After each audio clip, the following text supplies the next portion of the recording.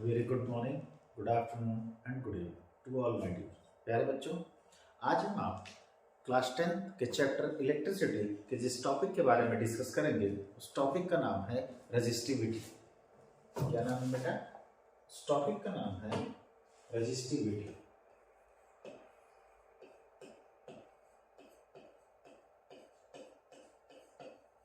ठीक है, इस टॉपिक का थोड़ा सा इंट्रोडक्शन हमने आपने उस टॉपिक में कर लिया था जिस टॉपिक का नाम था रेजिस्टेंस। जब हम आप रेजिस्टेंस के बारे में पढ़ाई कर रहे थे तो वहां पर हमने आपने लास्ट में डिस्कस किया था कि रेजिस्टिविटी एक प्रोपोर्शनैलिटी कांस्टेंट है जो हमें रेजिस्टेंस के इक्वेशन को सॉल्व करने में हेल्प करती है। ठीक है, तो आज हम आप उसी प्रोपोर्शनैलिटी कांस्टेंट जिसको हम क्या कह रहे हैं, रेजिस्टिविटी कह रहे हैं, इसी के बारे में आज हम आप जानने के लिए यहाँ आए। ठीक है, तो आइए देखते हैं।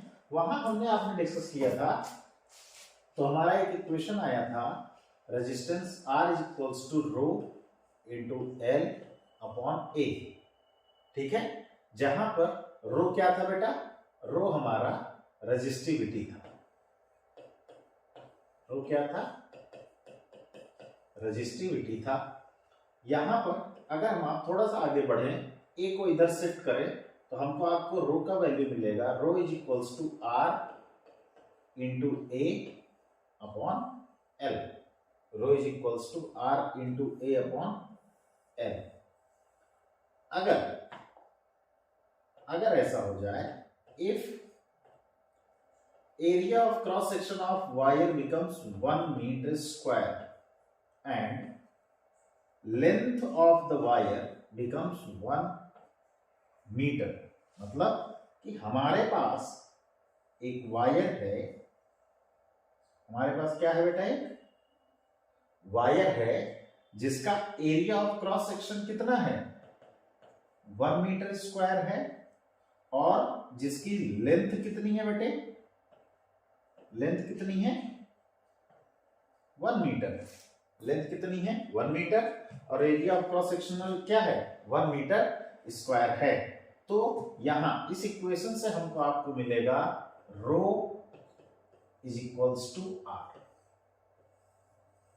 रो इज इक्वल्स टू आर। इसका मतलब हुआ कि जो रेजिस्टिविटी है, क्या है बेटे? रेजिस्टिविटी है, वो एक्चुअली में है क्या? रेजिस्टेंस ही है। किसका? किसी वायर का। लेकिन यहां स्पेशल कंडीशन क्या है? स्पेशल कंडीशन यहां पर यह है कि ये रेजिस्टिविटी उस वायर का रेजिस्टेंस है जिस वायर का लेंथ कितना है बेटे? 1 मीटर है और एरिया ऑफ क्रॉस सेक्शन कितना है? 1 मीटर स्क्वायर है। ठीक है, आज के बाद जब कोई हमसे आपसे पूछेगा कि सर रेजिस्टिविटी क्या होता है, तो हम आप रिप्लाई करेंगे रेजिस्टिविटी उस वायर का रेजिस्टेंस है जिस वायर का लेंथ 1 मीटर होता है और area of cross section 1 metre square होता है। ठीक है, resistivity is the resistance of that wire whose area of cross section is 1 metre square and length is 1 metre. ठीक है, हम आप इसको एक और तरीके से ऐसे और भी डिफाइन कर सकते हैं कि रेजिस्टिविटी या इसका एक और नाम क्या है बेटे? Specific resistance.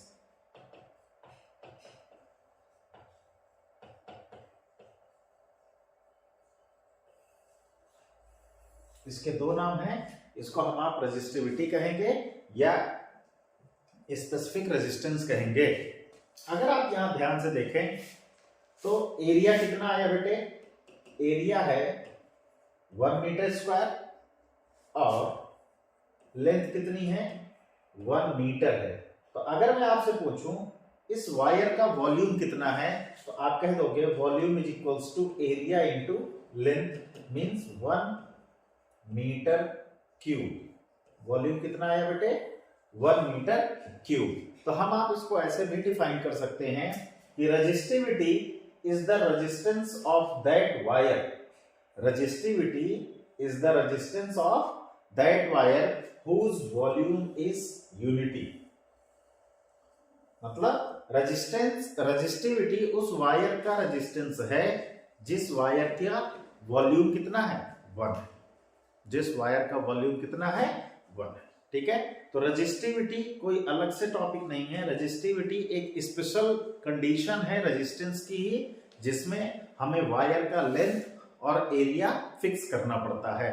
जब वायर का लेंथ 1 मीटर हो जाए और वायर का cross sectional area 1 metre square हो जाए, तब उस वायर का जो रेजिस्टेंस होगा उसे हम आप क्या कहेंगे, रेजिस्टिविटी कहेंगे।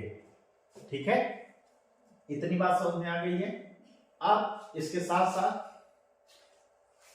हमने आपने जैसे पढ़ा था कि रेजिस्टेंस किन किन फैक्टर्स पर डिपेंड करता है, वैसे ही रेजिस्टिविटी भी बेटा कुछ फैक्टर्स पर डिपेंड करती है। हमारे पास जो रेजिस्टिविटी का फॉर्मूला है वो है rho is equals to R into A upon L. Rho is equals to R into A upon L. लेकिन मैं आपको बता दूं कि जो रेजिस्टिविटी है वो एरिया और लेंथ पर डिपेंड नहीं करती।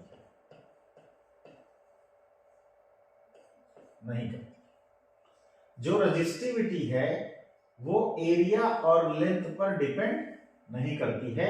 रेजिस्टिविटी किसी भी मटेरियल की रेजिस्टिविटी बेटा 2 फैक्टर्स पर डिपेंड करती है। किस पर? 2 फैक्टर्स पर। और वो दोनों फैक्टर्स कौन कौन से हैं? वो दोनों फैक्टर्स, पहला ए है temperature of the material, temperature, और दूसरा फैक्टर क्या है बेटा, नेचर ऑफ द मटेरियल।